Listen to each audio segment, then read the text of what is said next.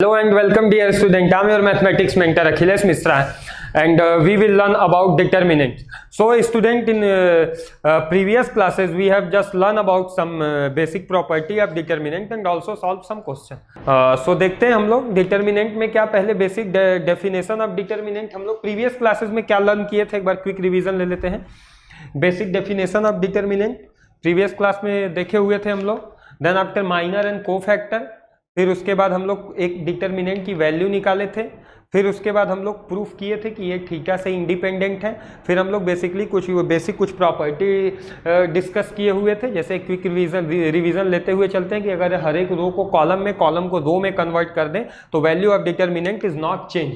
Then after property number 2, if we interchange any two row then value of determinant is not change but sign is change. मतलब value जो होगी वो तो same होगी, बस sign positive होगा तो निगेटिव, निगेटिव होगा तो पॉजिटिव आ जाएगा. थर्ड है कि अगर दो रो या कॉलम आइडेंटिकल हुए then value of determinant is zero. एक जैसा दोनों रो, कोई दो रो या कोई दो कॉलम हो गया तो ठीक है, ऑल राइट. और उसके बाद अगर किसी एक रो या एक कॉलम में कोई कॉमन फैक्टर है तो वो कॉमन हम लोग निकाल के डिटर्मिनेंट के बाहर रख सकते हैं. मीन्स वो कॉमन फैक्टर डिटर्मिनेंट की वैल्यू को उतना गुना ज्यादा कर देता है, उतना टाइम्स ज्यादा कर देता है. फिर उसके बाद अगर दो डिटर्मिनेंट है, कुछ दो प्लस में है तो क्या होता है, दोनों अलग अलग हो जाता है. यहाँ पे मैं अल्फा लिख के बताया था, ठीक है.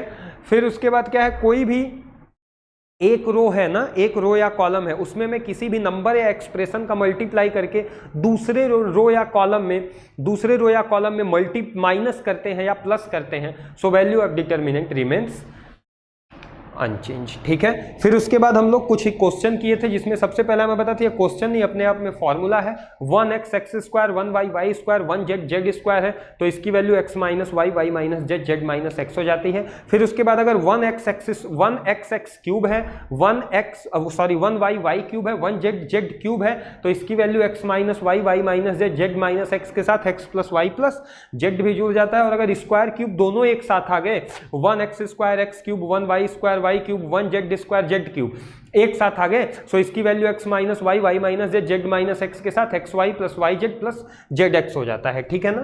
फिर उसके बाद हम लोग आगे चलते हैं. सो हम लोग बताए थे कि सर्कुलेंट डिटर्मिनेंट जो होता है, सर्कुलेंट का मतलब बताया था ना, ऐसे सर्कल के फॉर्म में चलता रहे, A B C B C A C A B. देखो A B C B C A C A B इस फॉर्म में चलता रहे तो इसे जब कभी भी हम लोग सॉल्व करके ले आएंगे तो इसकी वैल्यू निगेटिव आएगी if A B and C are positive. अगर ए बी सी तीनों पॉजिटिव है तो ठीक है, बताया भी था, ये सब काफी इंपॉर्टेंट है. फिर उसके बाद हम लोग कुछ क्वेश्चन सॉल्व किए थे बिना इसे एक्सपेंड किए कि इसकी वैल्यू जीरो होगी. ये वाला क्वेश्चन सॉल्व किए थे, इसे भी सॉल्व किए थे बिना एक्सपेंड किए, इसकी वैल्यू जीरो होगी. फिर उसके बाद हम लोग इसे प्रूफ किए थे कि ये एक रियल नंबर है, जहां पे मैं एक्सप्लेन किया था कि z is equal to Z bar, so number is real. कोई भी कॉम्प्लेक्स नंबर z अगर z बार मीन्स अपने कंजुगेट कॉम्प्लेक्स के इक्वल हो जाता है सो इट बिकम रियल. ठीक है ना. फिर उसके बाद हम लोग x की value x minus 2 x minus 4 x minus 8 एक वैल्यू था, इससे हम लोग x की वैल्यू सॉल्व करके निकाले थे ना. यही कल क्वेश्चन में दिया हुआ था, बोला था होमवर्क है, आप लोग सॉल्व करके x की वैल्यू निकाल लेना. अब चलते हैं हम लोग नेक्स्ट क्वेश्चन पे. Find value of determinant. एक डिटर्मिनेंट की वैल्यू फाइंड करनी है. वैल्यू क्या है बेटा, 1 1 1 1 2 3 1 3 6 10 एंड 1 4 6 20. ठीक है, इसे सॉल्व करना है. इसका एक 4 ऑर्डर का डिटर्मिनेंट दिया हुआ है. ठीक है, तो अब इसे देख के ऐसे हम लोग को डर नहीं जाना है ना, हम लोग को इसमें प्रॉपर्टी यूज करनी है डिटर्मिनेंट की. ठीक है, क्या प्रॉपर्टी है समझने की कोशिश करना. प्रॉपर्टी का मतलब मैं क्या बोला था कि प्रॉपर्टी का यूज करके हमेशा कोशिश करेंगे कि किसी एक रो या एक कॉलम के मैक्सिमम नंबर ऑफ एलिमेंट को क्या कर दे स्टूडेंट, जीरो कर दे. सो मुझे दिख रहा है कि अरे ये तो पहला वाला 1 है, तो क्यों ना मैं पहले वाले रो को रो बोल लो या कॉलम बोल. तो हम लोग रो वाइज वर्क करते हैं. पहले वाले रो को बाकी तीनों में मैं माइनस किया तो ये तीन तो 100% जीरो होने वाले हैं. मतलब अगर मैं ऐसे लिखा row 2 is equal to row 2 minus row 1, फिर उसके बाद row 3 is equal to row 3 minus row 1 and row 4 is equal to row 4 minus row 1. All right. So बोलो स्टूडेंट क्या हो जाएगा, पहला वाला तो हो जाएगा इट्स 1 1 1 1. ठीक है, एंड देन आफ्टर बोलो इसमें माइनस हुआ सो इट बिकम जीरो. इधर 2 में से 1 माइनस किया 1, देन आफ्टर 2, देन आफ्टर 3, फिर नीचे वाले में माइनस किया सो इट्स 0 2 5 9, फिर 0 3, 9 एंड 19। ऑल राइट, ठीक है, ठीक है। अब इसे हम लोग एक्सपेंड करने की कोशिश करते हैं, ठीक है ना। अब एक रो या एक कॉलम के मैक्सिमम को हम लोग 0 कर लिए। अब चलो इसे एक्सपेंड करने की कोशिश करते हैं। अब इसे जब मैं एक्सपेंड करने की कोशिश किया तो मुझे पता चला ये कुछ ऐसे एक्सपेंड होके आएगा 1 इंटू ये वाला डिटर्मिनेंट 1 2 3 2 5 9 एंड 3 9 19। बोलो ऐसे ही आएगा ना, बताओ सब लोग, ऐसे ही आएगा, ऐसे ही आएगा। अब हम लोग इसे चलो सॉल्व कर लेते हैं। अब फिर ये एक 3 ऑर्डर का डिटर्मिनेंट हो गया, तो या तो मैं इसे डायरेक्ट एक्सपेंड कर दूं या मैं इसमें कोई और प्रॉपर्टी यूज कर लूं, ठीक है। हम लोग डायरेक्ट कोई एक प्रॉपर्टी इसमें 2 का मल्टीप्लाई करके माइनस कर दूं, 3 का मल्टीप्लाई करके माइनस कर दूं, तो ऐसे ही एकदम सिंप्लीफाई हो जाएगा। या बहुत ज़्यादा कॉम्प्लिकेटेड नहीं है, हम लोग सॉल्व भी कर सकते हैं, बट चलो कर लेते हैं। हम लोग इसमें एक और ऑपरेशन लगा दिए। क्या ऑपरेशन लगाया कि row 2 is equal to row 2 minus 2 row 1 and row 3 is equal to row 3 minus 3 row 1। बोलो, इसमें 2 का मल्टीप्लाई करके इसमें से माइनस किया, 3 का मल्टीप्लाई करके इसमें माइनस कर दिया। सो बोलो क्या बच गया बेटा, 1 2 3 बच गया। इधर 2 का मल्टीप्लाई किया तो क्या हो गया, इट बिकम 0। इधर मल्टीप्लाई किया, बोलो 2 का मल्टीप्लाई किया तो क्या हो गया, 4, 4 में से 5 गया भाई, कितना बच गया 1। और इधर फिर 2 का मल्टीप्लाई किया हूँ, देखो 2 का मल्टीप्लाई किया हूँ तो कितना हो गया 6, 6 माइनस हुआ तो कितना बच गया 3। फिर 3 का मल्टीप्लाई किया हूँ तो ये तो 0 बच जाएगा, ये हो जाएगा। देखो ये 3 का मल्टीप्लाई किया 6, इसमें से माइनस किया 3 बच गया, 3 का मल्टीप्लाई किया देखो 9 माइनस किया 10 बच गया, ठीक है। अब इसे एक्सपेंड करना एकदम आसान हो गया है। 1 इंटू हम लोग क्या कर लेंगे बेटा, ध्यान से देखो, कुछ नहीं हो गया, 10 minus 9 is equal to 1। That is the final answer. All right, so move on next slide. हम लोग के पास एक क्वेश्चन दिया हुआ है, बोल रहा है प्रूफ करो कि ये कांस्टेंट है, ठीक है। सो अभी हम लोग इस क्वेश्चन को तब डिस्कस करेंगे जब हम लोग के पास ये समेशन वाला पोर्शन डिस्कस कर लेंगे ना। ये में भी स्लाइड पहले आ गई है, अभी समेशन वाला क्वेश्चन डिस्कस नहीं किए हैं, ठीक है, ठीक है। सो चलो चलते हैं, कुछ समझने की कोशिश करते हैं, कुछ खास बातें जो अभी तक हम लोग डिस्कस नहीं किए हुए थे, ठीक है, ठीक है। अब हम लोग आते हैं एक नेक्स्ट पोर्शन पे जिसका नाम है summation and integration and differentiation of determinant. 3 portion हम लोग अभी डिस्कस करने वाले हैं। कौन कौन सा पोर्शन, समेशन, इंटीग्रेशन और डिफरेंशिएशन, ठीक है। तो जो समेशन और इंटीग्रेशन है वो एक जैसा है, डिफरेंशिएशन थोड़ा सा अलग है। सो चलो यहां से हम लोग समेशन डिस्कस करता हूं, फिर समेशन जानते ही ये वाला क्वेश्चन डिस्कस कर लेंगे। सो चलो देखो, summation of determinant. Summation of determinant क्या होता है,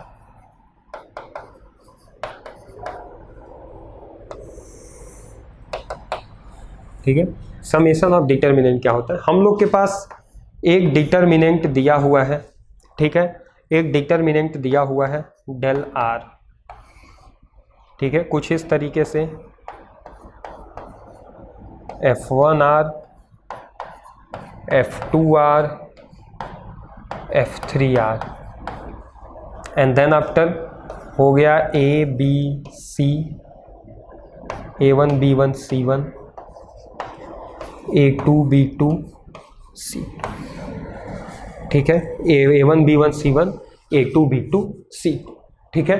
सो जब हम लोग इसका समेशन निकालते हैं, मीन्स अगर मुझसे ऐसे बोला जाए समेशन R टेंस टू कुछ भी 0 to 1 या 1 to n, जो भी 1 to n मान लो, समेशन निकाला जाता है, तो फिर ये समेशन, ध्यान देना, समेशन जब कभी भी निकाला जाएगा किसी भी डिटर्मिनेंट का, तो जो वेरिएबल वाला पोर्शन होगा, जैसे R यहाँ पे वेरिएबल है ना, मतलब एक वेरिएबल लेंगे, बाकी उसके रिस्पेक्ट में बाकी सब कांस्टेंट हो जाएगा ना। सो जो वेरिएबल वाला पोर्शन होगा वो किसी बस एक रो या कॉलम में प्रेजेंट होगा। ऐसा नहीं होगा कि 2 रो में हो जाए, 3 रो में हो जाए, या ऐसा या तो एक रो में होगा या तो एक कॉलम में होगा, वो कोई भी रो या कॉलम हो सकता है। अगर इसके अलावा ऐसा हो जाता है कि 2 रो या 2 कॉलम में, तो फिर उसे सॉल्व करने के लिए हम लोग के पास कोई रास्ता नहीं बचता, फिर हम लोग को डिटर्मिनेंट को एक्सपेंड करके उसके बाद समेशन निकालना होता है। ठीक है, डिटर्मिनेंट को एक्सपेंड करो तब समेशन निकालो। लेकिन अगर बस किसी एक रो में या एक कॉलम में अगर बस वो वेरिएबल है तो हम लोग डायरेक्ट उसका समेशन निकाल सकते हैं। जैसे एग्जांपल में देखो, इसमें ए बी सी A1 B1 C1 A2 B2 C2 ये कांस्टेंट है विथ रिस्पेक्ट टू आर के रिस्पेक्ट में ये कांस्टेंट है। मैं इसका समेशन निकाला, summation r tends to 1 to n, तो क्या होगा, जितने वेरिएबल वाले पोर्शन होंगे सब पे वही वाला समेशन लग जाएगा और कुछ नहीं होता। Summation f2r summation f3r। और बेटा बाकी ये सब जो है A1 B1 C1 और A2 B2 C2 ये इसके रिस्पेक्ट में क्या हो जाएंगे, कांस्टेंट हो जाएंगे। ठीक है, सो जब कभी भी हम लोग अब ऊपर वाले क्वेश्चन को देखें तो यहाँ पे r वेरिएबल है, r के रिस्पेक्ट में मुझे समेशन निकालना है। कैसे समेशन निकालना है, r के रिस्पेक्ट में मुझे समेशन निकालना है। सो r के रिस्पेक्ट में समेशन r देखें तो r किसी एक रो या एक कॉलम में होना चाहिए। तो मैं देखा पहले वाले कॉलम में r के एक्सप्रेशंस हैं, बाकी दोनों में देखो नहीं है, दोनों में n है ना, दोनों में n है। सो हम लोग इसका समेशन कैसे निकालेंगे, समेशन एक बार इसके साथ लगा देंगे, एक बार इसके साथ लगा देंगे, एक बार इसके साथ लगा देंगे। ठीक है, फिर उसे सॉल्व कर लेंगे। पहले ये वाला स्लाइड इरेज कर लेते हैं, फिर मैं इसे एक्सप्लेन करता हूं। सो सबसे पहले ध्यान अगर दें हम लोग, तो हम लोग को करना क्या है, बस ऊपर वाले में डिटर्मिनेंट की वैल्यू निकालनी है, बाकी कहीं तो डिटर्मिनेंट में बस ऊपर वाले में समेशन लगाना है। तो हम लोग क्या करेंगे, कुछ नहीं करना, बस नॉर्मल उठाओ, ऊपर वाले में समेशन लगा दो, ऊपर वाले में समेशन लगा दिए, समझ लो आंसर आ गया। सो ऊपर वाले में चलो समेशन लगाने की कोशिश करते हैं एक बार हम लोग। ठीक है, सो चलो देखो, summation r tends to 1 to n del r, अच्छा सॉरी ये r क्यूब है ना, हाँ स्क्वायर नहीं r क्यूब। ठीक है, r माइनस 1 n 6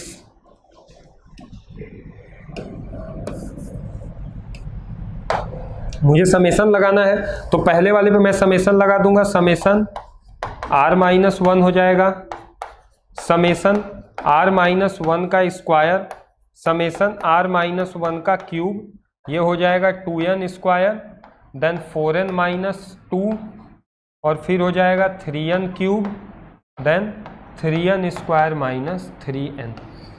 ठीक है, और अब ये समेशन ये r tends to 1 to n है, मैं लिखा नहीं हूं, n to n है, 1 to n है।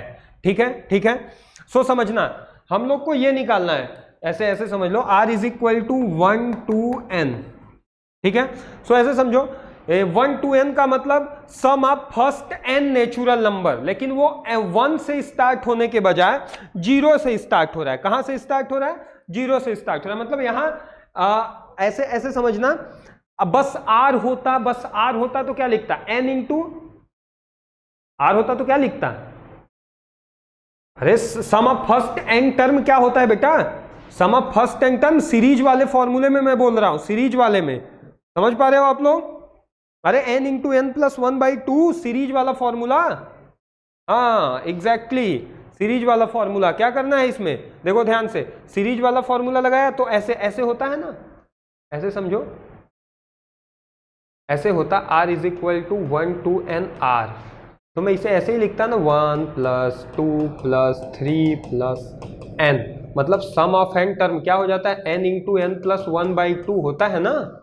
सेम यही फॉर्मूला लगाना है, बस अब यहाँ पे r की जगह क्या हो गया, r माइनस 1, तो n के जगह n माइनस 1, सो क्या हो जाएगा n माइनस 1, और फिर यहाँ n माइनस 1 से कैंसिल n/2, और ये n अपने जगह पे, 6 अपने जगह पे, 2n + 1/6। सो बोलो n के जगह क्या लिखना है, r माइनस 1। सो बोलो r माइनस 1 लिखा तो क्या निकल के आया, n माइनस 1, फिर क्या आया n, फिर क्या आया देखो ध्यान से, 2n माइनस 1/6 आ गया ना।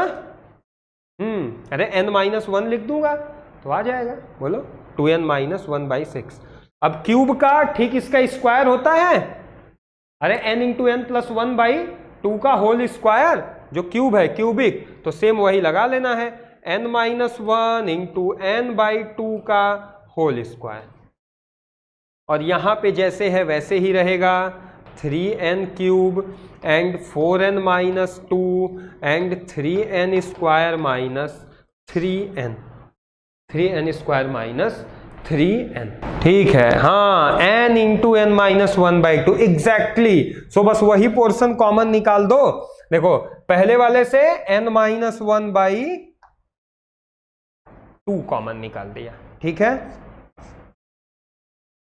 इस पूरे में से, इसमें से भी तो मुझे n कॉमन दिख रहा दूसरे वाले में से, तो दूसरे वाले में से मैं n कॉमन निकाल दिया। ठीक है, सो बोलो पहले वाले में क्या बच गया? पहले वाले में बच गया n।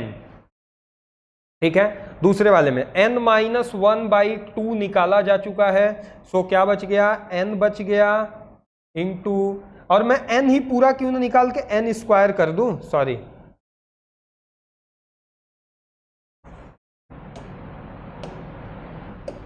ठीक है। सो कुछ ऐसा नहीं बच जाएगा, n इंटू एन प्लस 1/2 और एक n वहां से निकाला तो n स्क्वायर। तो बोलो पहले वाले में क्या बच गया? 1 बच गया। ठीक है, पहले वाले में 1 बच गया। अब यहां से देखते हैं n इंटू एन माइनस 1/2 निकल गया, तो क्या बच गया? 2n minus 1/3, 2n minus 1/3। ठीक है, 2n माइनस 1/3, और फिर आगे वाले में से देखा जाए, निकाला जाए, और फिर इसमें से निकाल लिया, तो ये तो ऐसे ही बच गया n इंटू एन माइनस 1/2। ठीक है, उधर से n निकाला सा था तो 1, 2n, 3n square, then 6, 4n minus 2, 3n square minus 3n। ठीक है, ठीक है, ठीक है, ठीक है, समझ में आया? समझ में आया? जल्दी से देखो, ध्यान से देखो। ठीक है, ठीक है, अब समझना, अब समझना, ध्यान से, ध्यान से, ध्यान से देखो बेटा, विकास जी ध्यान से देखो। मैं देख रहा हूं कि कुछ पोर्शन ऐसा है, कुछ पोर्शन ऐसा है जिसे मैं अगर ध्यान से देखूं तो मुझे कॉमन सा मिलने लगेगा। कुछ पोर्शन ऐसा है जिसे ध्यान से देखूं तो वो मुझे कॉमन मिलने लगेगा। देखो ये, इसमें अगर मैं ये और ये पोर्शन कहीं ना कहीं हम लोग को कॉमन नहीं दिख रहा है, ये और ये वाला पोर्शन, ध्यान से देखो। अगर मैं इसमें 6 का मल्टीप्लाई कर दूं, यहां पे लिख रहा हूं, अगर मैं 6 का मल्टीप्लाई कर दूं इसमें, तो 6 का मल्टीप्लाई तभी करूंगा जब 6 से डिवाइड दूंगा, मतलब इसे मैं 12 कर दूं, कुछ ऐसा कर दूं, n माइनस 1 का whole square, n into N minus 1 का होल स्क्वायर बाई 12। ठीक है, सो बोलो कितना बच गया? ये बच गया 6, 4n, देखो अब यहां 6 का मल्टीप्लाई तो ये 2 गया, तो 4n माइनस 2, और यहां पे 3 हो गया ना, सो बोलो कितना हो गया? 3n square minus 3n, 1, 2n, 3n square, 6, 4n minus 2, 3n square minus 3n। और देखो बेटा, दो कॉलम आइडेंटिकल हुए, सो वैल्यू कितनी आई? 2 कॉलम आइडेंटिकल हुए, सो वैल्यू कितनी आई इसकी? जल्दी से बताओ। दोनों कॉलम आइडेंटिकल हुए तो वैल्यू कितनी मिल गई? 0। सो पूरा वैल्यू कितना आ गया? 0। सो बोलो इसी को कांस्टेंट प्रूफ करना था ना, तो 0 तो कांस्टेंट हो गया। मूव ऑन, नेक्स्ट, आगे चलते हैं। ये हम लोग का हो गया प्रोडक्ट ऑफ 2 डिटर्मिनेंट। ये प्रोडक्ट ऑफ 2 डिटर्मिनेंट के अंदर ये एग्जांपल है जिसे हम लोग समझेंगे कि 2 डिटर्मिनेंट का प्रोडक्ट कैसे करते हैं। ठीक है ना? सो डिटर्मिनेंट का प्रोडक्ट जो है ना, वो मैट्रिक्स के प्रोडक्ट से अलग है ना। मतलब मैट्रिक्स में जो प्रोडक्ट करते हैं वो तो एकदम स्पेसिफाई होता है कि रो का कॉलम से मुझे करना है।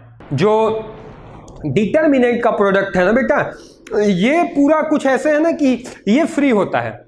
मतलब रो जैसे इसमें ना ऐसे 4 तरीके से कर सकते हो प्रोडक्ट इसका, row by row, row by column, column by column, column by row, जैसे मन करे वैसे चारों में से किसी भी तरीके से प्रोडक्ट कर सकते हो। ठीक है ना? क्यों कैसे भी कर सकते हो? इसलिए कर सकते हो कि अगर हर एक रो को कॉलम में और कॉलम को रो में जब मैं कन्वर्ट कर देता हूं तो value of determinant remains unchange. Value of determinant क्या होता है? अनचेंज होता है। तो कैसे भी कर सकते हो, तो हम लोग रो बाई रो करते हैं ना, row by row. It's very easy. Delta 1 multiply by delta 2। देखना बेटा क्या होगा, रो बाई रो। मैं एक रो उठाया, इसके हर एक रो से कर दूंगा तो क्या हो जाएगा, A1 alpha 1 plus B1 beta 1 plus C1 gamma 1। ठीक है, पहला वाला क्लियर हो गया। अब दूसरे वाले से करते हैं। ठीक है, दूसरे वाले से करते हैं। तो दूसरे वाले में क्या हो गया, A1 alpha 2 plus B1 beta 2 plus C1 gamma 2। ठीक है, दूसरा वाला क्लियर हो गया। अब तीसरे वाले से करते हैं, A1 alpha 3 plus B1 beta 3 plus C1 gamma 3। Complete. पहला वाला रो तीनों से हो गया। ठीक है ना। अब चलते हैं हम लोग नेक्स्ट रो पे।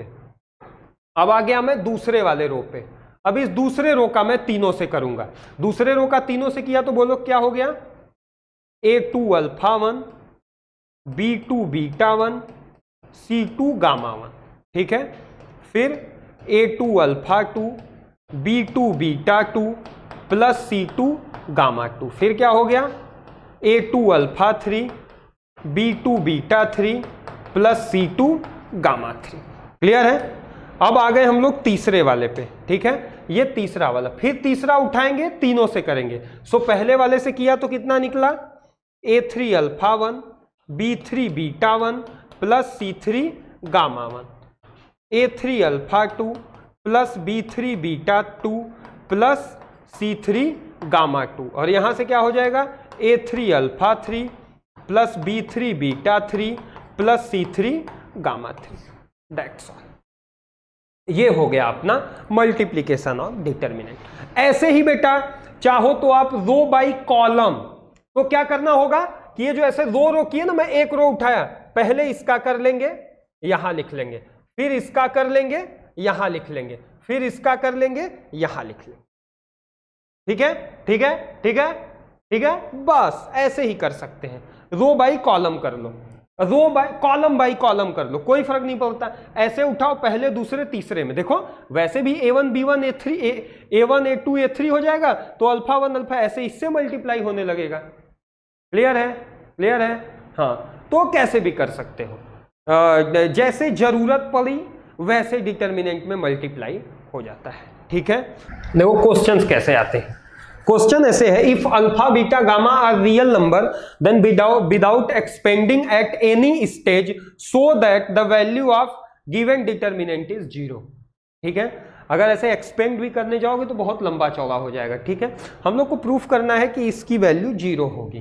क्या होगी, 0 होगी। तो चलो हम लोग इसे डिस्कस करते हैं। ठीक है, ध्यान से समझना। डिटर्मिनेंट मेरे पास यही है। ठीक है, मैं इसे एक्सपेंड कर दिया। ठीक है, बोलो 1 कॉस ए माइनस बी का formula cos A into cos B plus sine A into sine B, बस वही वाला फॉर्मूला लगाना है। क्या हो गया, सॉरी पहले ना मैं नीचे से कर रहा हूं ना बेटा, मतलब ये मत सोचा नीचे से, इसलिए ना कि ये जगह हम लोग को पता चलता रहेगा कितना स्पेस ले रहा है ना। सो बोलो cos alpha into cos beta plus sine alpha into sine beta. नीचे वाले का क्या हो गया, cos alpha into cos gamma plus sine alpha into sine gamma. ठीक है, दूसरा वाला देखते हैं, cos beta into cos alpha plus sine beta into sine alpha, बीच में है 1, इसे देखो cos beta into cos gamma plus sine beta into sine gamma. ठीक है, आगे देखो cos gamma into cos alpha plus sign gamma into sine alpha. इधर देखो cos gamma into cos beta plus sign gamma into sine beta 1। That's all. Clear है, clear है? Clear है? बस कुछ नहीं किया हूं, cos a प्लस बी का फॉर्मूला एक्सपेंड कर दिया हूं। ठीक है बेटा, समझ में आ गया होगा विकास जी? क्लियर है? हाँ, अब अगर ये एक्सपेंड कर दिए तो समझ लो हम लोग लगभग सॉल्यूशन के करीब पहुंच गए। अब कैसे? देखो ध्यान से देखना, ध्यान से देखना ना, ध्यान से देखना। मैं कुछ ऐसा करने जा रहा हूं कि इस डिटर्मिनेंट को दो डिटर्मिनेंट के फॉर्म में ब्रेक करने जा रहा हूं, means product of two determinant के फॉर्म में। अब कैसे ब्रेक करें, कैसे ब्रेक करें? तो हम लोग आइडिया कैसे लगाएंगे? मैं कहा यहां 1 है और साइन और कॉस, यही साइन कॉस यही सब मल्टीप्लाई हो रहा है, तो 1 तो तभी आएगा, 1 तो तभी यहां आएगा जब ये sine square alpha cos square alpha हो, या sine square beta cos square beta हो, या sine square gamma cos square gamma हो। तो मैं बस मैं सोच के चल रहा हूं, अभी कंफर्म नहीं, मैं बस ये सोच के चल रहा हूं कि यहां पे sine square alpha cos square alpha होगा। ठीक है, सो साइन स्क्वायर अल्फा और कॉस स्क्वायर अल्फा यही होना चाहिए। तो जाहिर सी बात है साइन इंटू साइन और कॉस इंटू कॉस, ऐसे ही होना चाहिए। अल्फा अल्फा, बोलो जल्दी से बोलो। ऐसे ही अगर इस फॉर्मेट में ले जाऊं तो यहां पे 1 के जगह, ऐसे मैं बस सोचने की कोशिश किया कि कहीं ये ऐसा तो नहीं था cos alpha plus sine alpha, ऐसे मैं अभी बस सोचा ना, ऐसे मैं अभी सोचा, 100% क्लियर नहीं हूं, बस सोचा, क्योंकि ऐसे ही था कॉस अल्फा। ठीक है, साइन अल्फा, ऐसे देखो, ऐसे ही तो प्रोडक्ट वाले में था। देखो ध्यान से देखो, ऐसे कॉस अल्फा, मतलब एक वाला एक ऐसे लाइन में था, फिर A1 A2 A3, तो कुछ ऐसे ही मैं सोचा, तो मुझे पता चला cos alpha, cos beta, cos gamma होगा। ठीक है, तो मैं कहा ओ अगर ऐसा है तो क्यों ना हम लोग इधर से ही देखें कि जो यहां पे था A1 वो यहां पे है, और जो इसके नीचे था वो इसके नीचे है, जो इसके नीचे था वो इसके नीचे है। तो मैं कुछ ऐसे ही सोच के यहां पे लिखना चाहा, तो मैं कहा यार कॉस अल्फा यहां हो जाएगा, ठीक है, साइन अल्फा यहां हो जाएगा, ठीक है, या ऐसे कर लो नीचे, तो कॉस बीटा को नीचे कर लो, ठीक है, और ये ऐसे कर लो, कॉस अल्फा हो गया, कॉस बीटा है, तो मैं ऐसे कह दिया कि चलो कॉस बीटा यहाँ हो जाएगा और कॉस गामा यहाँ हो जाएगा। ठीक है, सो सेम फिर साइन की बारी आई, तो मैं देखा sine alpha, sign beta, sign gamma, तो साइन अल्फा हो गया, साइन बीटा हो गया, साइन गामा हो गया। ठीक है, अब सेम इधर भी मल्टीप्लाई होना चाहिए, तभी तो स्क्वायर बनेगा, मतलब ऐसे कॉस अल्फा साइन अल्फा। अब ये दोनों तो मल्टीप्लाई करके 1 दे चुके हैं, तो ये 0 होगा तभी तो काम बनेगा, ये भी 0 होगा तभी तो काम बनेगा, बोलो तभी तो काम बनेगा, बताओ बनेगा कि नहीं? अब सेम देखो, तो क्या मैं इससे डिफाइन कर पाता हूं? देखो cos square alpha sine square alpha 0, हाँ ये तो मैं डिफाइन कर दिया। अब क्या कोई और डिफाइन हो रहा है? देखो cos alpha cos beta, sine alpha sign beta, देखो मिल रहा है ना, और 0 0, तभी जाके ये तीसरा वाला बन रहा है कि नहीं? फिर cos alpha cos gamma, sine alpha sign gamma, फिर 0 0, तो फिर यहां पे भी क्या हो गया? 0 हो गया। ठीक है, अब जब सेम बन गया तो सेम ऐसे ही दूसरे वाले में मुझे कॉस अल्फा के साथ बीटा चाहिए, तो बस सेम वही बन जाएगा बेटा, cos beta cos gamma sign beta sine gamma and 0 0। ठीक है, अब बोलो कोई एक रो या एक कॉलम 0 होने पे value of determinant become 0, so value 0 is equal to RHS proved. Clear है? चलो फिर एक क्वेश्चन और करते हैं हम लोग। अभी डिफरेंशिएशन ऑफ डिटर्मिनेंट से पहले मैं आपको एक क्वेश्चन कराता हूं। एक क्वेश्चन हम लोग अभी और करते हैं प्रोडक्ट पे, फिर उसके बाद चलेंगे आगे, ठीक है। इसकी वैल्यू बतानी है, ध्यान से, इसमें एक लॉजिक छुपा हुआ है और पता है बड़ा इंपॉर्टेंट है। ऐसा क्वेश्चन IIT JEE में आ चुका है ना, हाँ, बहुत ही इंपॉर्टेंट है। ध्यान से समझना, ध्यान से समझोगे बातें क्लियर हो जाएंगी। अगर मैं इसे, तुम लोग ना पता है ध्यान से इसे देख नहीं पाए, मैं ये उठाया, ठीक है, मैं कहा यार एक काम करते हैं, एक छोटा सा काम करता हूं मैं, ठीक है। यहां से मैं इसका सॉल्यूशन लिखना स्टार्ट करता हूं। मैं कहा एक काम करता हूं, मैं 1 का कोफैक्टर निकालता हूं। तो मुझे बताना 1 का कोफैक्टर क्या होगा, एक बार मुझे बताओ तो। इस 1 का कोफैक्टर जल्दी से बताओ तो बेटा, जल्दी से बताओ। विकास जी एंड मुकेश कुमार जी, 1 का कोफैक्टर आप लोग बता सकते हो मुझे? बोलो बेटा जल्दी से बताओ तो, 1 का कोफैक्टर। अरे कुछ नहीं, ये वाला 2, ये वाला कॉलम गायब, यही तो होगा 1 का कोफैक्टर। तो बोलो ये वाला गायब, तो कितना हो गया x³ - 1। बोलो हुआ कि नहीं, बोलो। बिल्कुल सही, विकास जी आंसर कर दिए x³ - 1, बिल्कुल सही बात है, ठीक है। अब इसी तरह जरा मुझे x का कोफैक्टर बताना।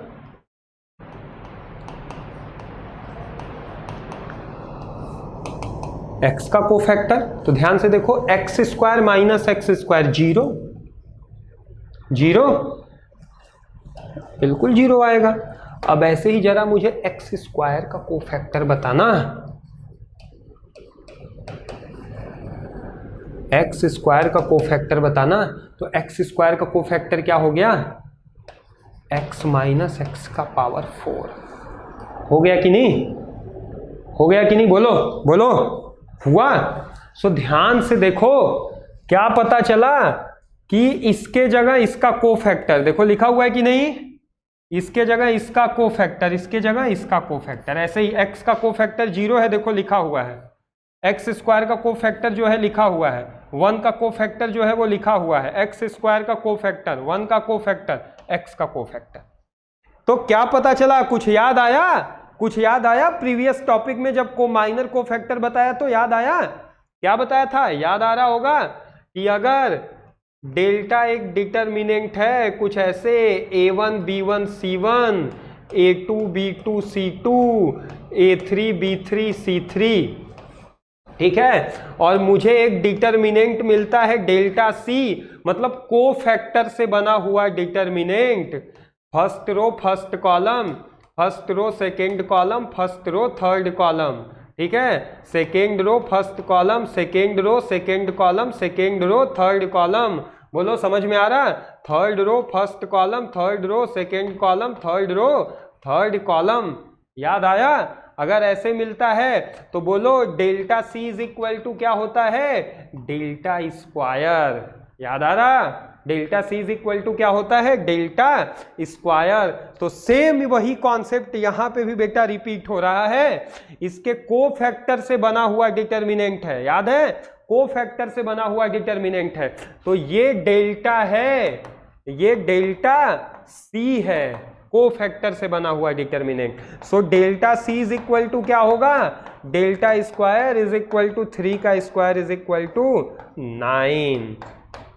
बड़ा इंपॉर्टेंट है, ऐसा मैं क्वेश्चन एक कराया था, लेकिन वो छोटा 2 का मैं करा के दिखाया था। चलो टाइम भी हो चुका है, आज के लिए इतना ही रहने देते हैं, मिलते हैं नेक्स्ट लेक्चर में। Thank you. On IS2ON study is always on. Concepts के बेहतर रियलाइजेशन के लिए IS2ON पर बने रहिए।